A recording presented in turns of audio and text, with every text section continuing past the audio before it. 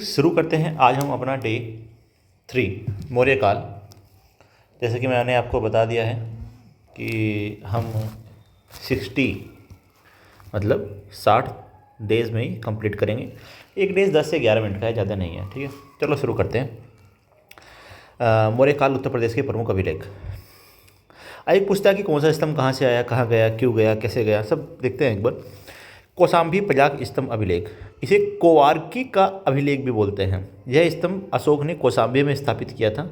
बाद में मुगल सम्राट अकबर ने इसे प्रयागराज के किले में लगाया। ठीक है, इस पर अशोक की पत्नी कोवार्की है, कोवार्की का द्वारा दान दिए जाने का जिक्र है, इसलिए इसे रानी का अभिलेख भी कहते हैं। और ये सीधा पीवाई क्यों है, तो अगर कौशाम्बी प्रयाग स्तंभ आ जाए, क्योंकि कौशाम्बी में स्थापित किया था अशोक ने, अकबर इसको लेके गया प्रयागराज में, क्योंकि इसमें जिक्र है इसकी रानी पत्नी कोवार्की का, तो इसको रानी का अभिलेख भी कहते हैं। अब चलिए, ये तो हो ही गया। मेरठ और टोपारा के स्तंभ अभिलेख। अशोक के इन दोनों स्तंभों को दिल्ली का सुल्तान फिरोज शाह तुगलक उखाड़कर दिल्ली ले गया था। ये बात समझ में? ठीक है, मेरठ आपको तो पता ही है यूपी में है, और टोपारा कहाँ है, यमुनानगर के पास हरियाणा में है। तो अशोक ने यहाँ लगाया था, तो लेकिन फिरोज शाह तुगलक ने कहा कि नहीं, मैं तो दिल्ली लेकर जाऊँगा, तो फिरोज शाह इनको दिल्ली लेकर गया। चलिए आगे शुरू करते हैं। अच्छा, ये कहाँ लगवाया, ये इसने फिरोजाबाद नाम का एक शहर बताया था, वहाँ पर लगवाया। अब चलते हैं सोहगोरा तामपत्र। ये गोरखपुर, कहाँ से? गोरखपुर से है। गोरखपुर मतलब बाबा की नगरी, अरे योगी बाबा। ठीक है, अब ये चंद्रगुप्त मौर्य के काल का है। इसमें भारत के अकाल पड़ने पर राज्य द्वारा अनाज बांटने का राहत कार्य सबसे पहला लिखित प्रमाण है। ठीक है, तो सोहगोरा कहाँ से है? गोरखपुर से। अरे गोरे लोग, यहाँ से आप याद करते हैं ना, गोरे लोग, गोरा, ऐसे याद रखने के लिए अच्छा है। अब एक आता है सारनाथ स्तंभ अभिलेख। यह यहीं से भारत का राष्ट्रीय प्रतीक 4 शेर वाला अशोक स्तंभ लिया गया था। इसमें धर्म चक्र में 24 सीलियाँ है, जो बुद्ध के उपदेशों का प्रतीक है। ये आपको समझ में आ ही गया होगा आई थिंक। तो आगे चलते हैं गुप्तकालीन अभिलेख। अभी तक हमने क्या पढ़ा? मौर्य काल। अब पढ़ेंगे हम गुप्तकाल। गुप्तकाल के भी कुछ अभिलेख थे, जैसे भीतरी स्तंभ अभिलेख, जो कि गाजीपुर, बिगेस्ट PYQ, मतलब डेफिनेटली आपको PYQ या फिर मॉक टेस्ट में कहीं ना कहीं आपको मिल जाएगा। ठीक है, यह स्कंदगुप्त का है। इस अभिलेख में भारत पर हुणों के आक्रमण को स्कंद द्वारा उन्हें बुरी तरह हराने का वर्णन है। क्या है? भीतरी स्तंभ अभिलेख। कहाँ है ये? गाजीपुर में। कहाँ है? गाजीपुर में। कहूँ स्तंभ अभिलेख, देवरिया। क्या कहूँ मैं देव, क्या कहूँ मैं देव, यह भी स्कंदगुप्त का है। इसमें मद्र नामक व्यक्ति द्वारा 5 जैन तीर्थंकरों की मूर्तियों की स्थापना का जिक्र है। तो दोनों, कहूँ ले लो या भीतरी स्तंभ ले लो, स्कंदगुप्त का ही है। आगे है कर्मदंडा अभिलेख। ये कहाँ है? अयोध्या या फैजाबाद में। ये गाजीपुर में है, ये देवरिया में है, ये पता ही होगा। ये कुमारगुप्त प्रथम का है, कर्मदंडा। प्रयाग प्रशस्ति, मोस्ट इंपॉर्टेंट। यह समुद्रगुप्त के विजय अभियानों का वर्णन है। इसे हरिसेन ने संस्कृत में क्या, चंपू शैली में लिखाया था। अच्छा, यह प्रशस्ति उसी अशोक वाले स्तंभ पर, अशोक ने एक स्तंभ बनाया था जिसे अकबर लाया था, यानी एक ही स्तंभ पर अशोक का भी है, समुद्रगुप्त का भी है, और बाद में जहांगीर का भी आएगा। समझ में आई बात? ठीक है, समझ में आया? सर मतलब कुछ कन्फ्यूजन हो रहा है, मैं कन्फ्यूजन दूर करूँगा ना बच्चा। जो ये हमने पढ़ा था ना, कौशाम्बी प्रयाग स्तंभ, जिसे अशोक ने लगवाया था कौशाम्बी में, ये वही है, प्रयाग प्रशस्ति ही है। ठीक है, बाद में समुद्रगुप्त ने अपने विजय अभियान लिखे, पहले अशोक ने लिखे। अशोक की रानी कोवार्की का भी इसमें है, इसलिए रानी का अभिलेख भी कहते हैं इसको। प्रयाग प्रशस्ति भी कहते हैं, प्रयाग प्रशस्ति भी कहते हैं, रानी का अभिलेख भी कहते हैं। और इसी पर अशोक, समुद्रगुप्त और मुगल सम्राट जहांगीर तीनों के लेख हैं। बाद में जहांगीर भी लिखता है। ठीक है, चलिए अब एक रिवीजन कर लेते हैं। वेट ए मिनट, हमसे कुछ, हाँ, वेट ए मिनट, कुछ रह गया। एक्चुअली डे 3 यहाँ से स्टार्ट है, माय बैड। हमने इसमें महाजनपद छोड़ दिया था, है ना? हाँ, क्योंकि देखो हमने डे 2 में कि बुद्ध, जैन सब कर लिया था। अब महाजनपद आना था, फिर महाजनपद के बाद ही हम क्या करेंगे, मौर्य काल करेंगे। तो ये मिस्टेक हो गया, भारी मिस्टेक हो गया। चलिए, बौद्ध धर्म अंगुत्तर निकाय, जैन धर्म का भगवती सूत्र। सर हाँ, इन दोनों में ही 16 महाजनपदों का जिक्र है। इन दोनों का नाम आपको याद रखना है। और इन 16 में से 8 महाजनपद, इन 16 में से 8 महाजनपद उत्तर प्रदेश में स्थित है। तो आयोग सीधा सीधा कहता है बेटा बताओ। अब बेटा तो बताना पड़ेगा ना। अब सुनो, पांचाल, आज पांचाल कहाँ है? बरेली, बदायूं, फर्रुखाबाद। पहले पांचाल था। गंगा नदी से 2 भागों में बांटती है, उत्तरी पांचाल और दक्षिणी पांचाल। उत्तरी पांचाल की राजधानी क्या है? अहिच्छत्र। ये वर्तमान में क्या है? कामपिल्ले को फर्रुखाबाद कहते हैं, याद रखना है। पर ये याद रहे ना रहे, अहिच्छत्र, रामनगर, बरेली, कोई दिक्कत नहीं है। तो मैंने क्या कहा? पांचाल। पांचाल के देश की 2 राजधानी है, क्योंकि 2 भागों में बांटती थी गंगा नदी। उत्तरी पांचाल अहिच्छत्र है और दक्षिणी पांचाल कामपिल्य है। आप याद रखने के लिए ऐसा रख सकते हैं, अहिच्छत्र, ये छाव है ना, पेड़ की छाव, अहिच्छत्र, और यहाँ बैठा है क्या? कामपिल्य। अहिच्छत्र और कामपिल्य, अहिच्छत्र और कामपिल्य, याद रखने के लिए, ठीक है। और ये पूरा क्या है? पांचाल, ठीक है। चलो, अरे ये ऐसे याद रहता है बच्चे। तो आगे देखते हैं। कोसल मतलब अवध क्षेत्र।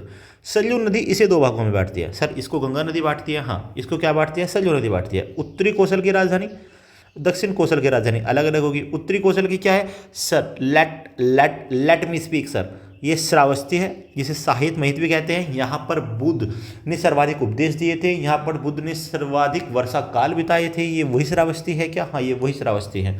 और दक्षिण कोसल की राजधानी क्या है? कुशावती, जिसे साकेत या अयोध्या भी कहते हैं, ठीक है।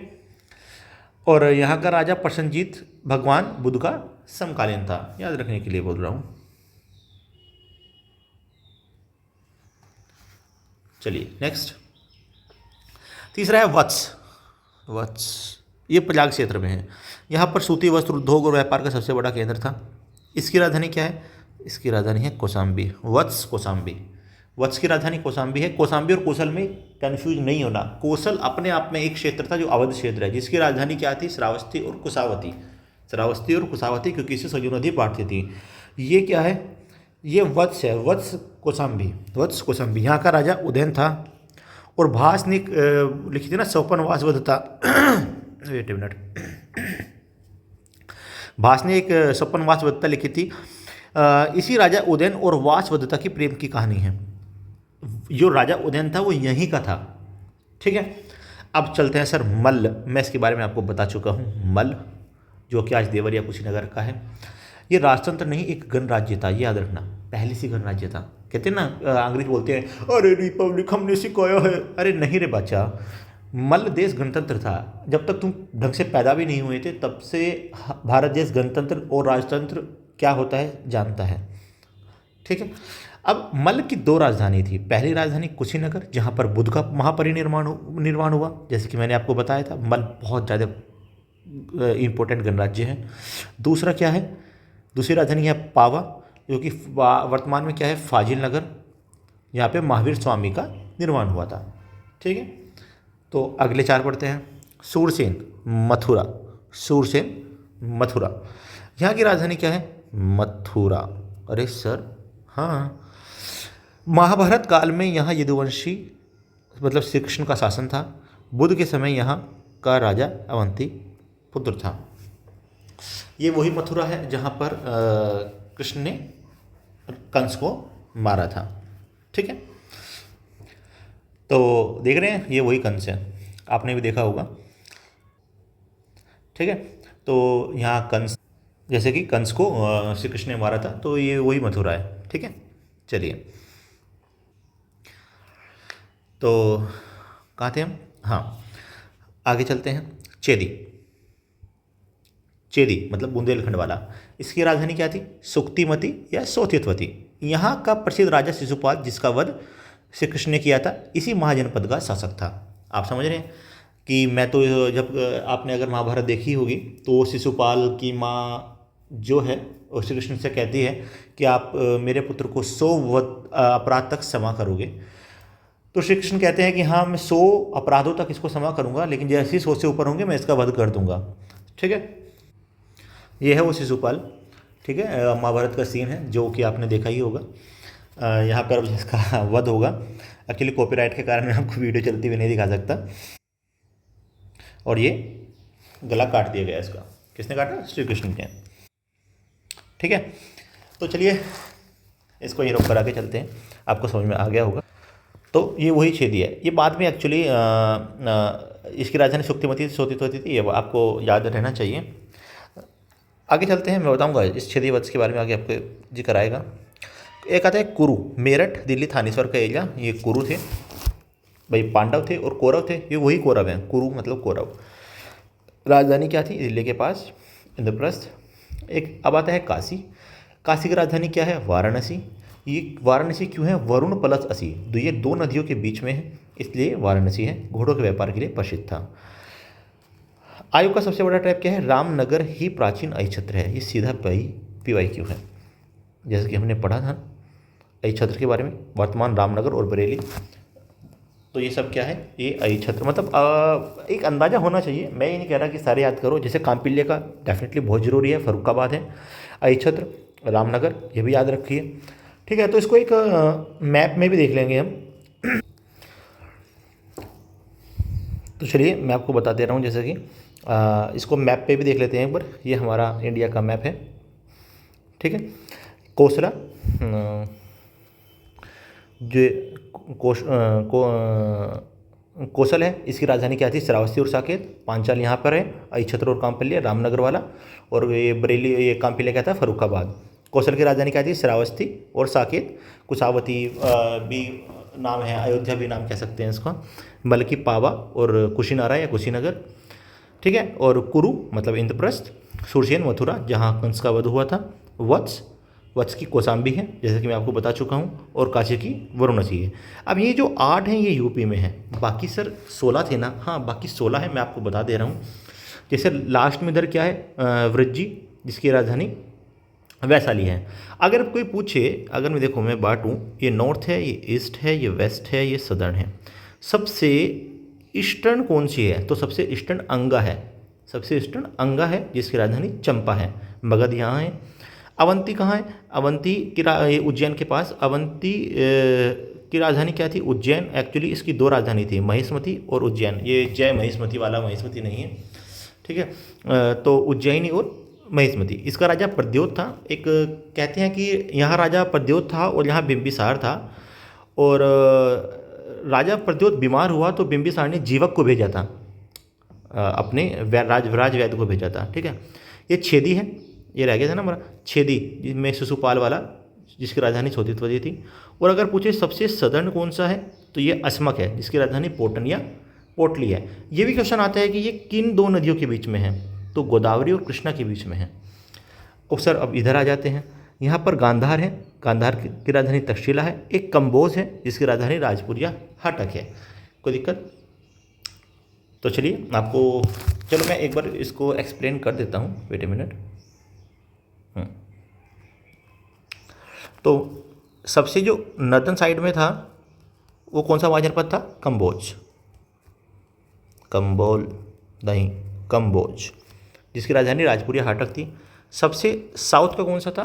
अस्मक, अस्मक जिसकी क्या कहते हैं, राजधानी पोटन या पाटली थी। और ये 2 के मतलब गोदावरी और कृष्णा के बीच में था। सबसे जो पूर्वी था मतलब ईस्टर्न था, वो कौन सा था? वेट ए मिनट, ईस्टर्न कौन सा था? अंगा। ठीक है, जिसकी राजधानी चंपा थी। और सबसे वे जो वेस्टर्न में है वो क्या है? अवंती, जिसकी 2 राजधानी थी, उज्जैन और महिष्मती। ठीक है, मुझे लगता है कि आपको क्लियर हो गया होगा। तो इसका आप स्क्रीनशॉट ले सकते हैं। ये 16 महाजनपद में से 8 महाजनपद यूपी में है और बाकी बाहर हैं। चलिए आते हैं अपनी PDF पर। तो हम देख चुके हैं, ये हमने ये महाजनपद के शेष 4 भी देख चुके हैं। उत्तर प्रदेश मौर्य काल के अभिलेख देख चुके हैं, गुप्तकालीन देख चुके हैं। अब स्मार्ट रिवीजन है। पांचाल की राजधानी कौन कौन सी थी? अहिछत्र उत्तरी थी और कांपिल्य दक्षिणी थी। रामनगरी प्राचीन अहिछत्र है। वत्स की राजधानी कौशाम्बी, राजा उदयन का राज्य था। मल की राजधानी कुशीनगर और पावा। बुद्ध और महावीर को निर्वाण नहीं मिला। रानी का अभिलेख अशोक ने बनवाया था। कोवारकी का दान लिखा हुआ है। कौशाम्बी से प्रयागराज अकबर लेकर आया था। मैंने बताया था इसमें किस किस का क्या कहते हैं उसको अभिलेख लिखा हुआ है, समुद्रगुप्त का, अशोक का और आगे फिर जहांगीर का। इसको ही प्रयाग प्रशस्ति भी बोलते हैं। मेरठ स्तंभ, मेरठ और टोपारा से, ठीक है, मेरठ और टोपारा में अशोक ने लगवाया था। फिरोज शाह तुगलक दिल्ली ले आया था फिरोजपुर में। भीतरी स्तंभ किसका है? स्कंदगुप्त गाजीपुर। यहाँ पे हुनों के आक्रमण का स्पष्ट वर्णन लिखा हुआ है। और सोहगोरा गोरखपुर है, चंद्रगुप्त मौर्य के शासनकाल का, और इसमें अकाल से राहत देने के लिए अनाज बांटे गए थे। प्रयाग प्रशस्ति स्तंभ समुद्रगुप्त, इसमें रचयिता कौन था? हरिसेन, और चंपू शैली में संस्कृत में लिखा था, और इस पर अशोक, समुद्रगुप्त और जहांगीर तीनों के अभिलेख हैं। ठीक है, तो यहाँ पर आके हमारा क्या होता है? डे 3 कंप्लीट होता है। ऐसे ही हम 10-10 से 11-11 मिनट के, 12-12 मिनट के एक दिन करेंगे और 60 दिन खत्म हो जाएंगे। ठीक है, थैंक यू, बाय।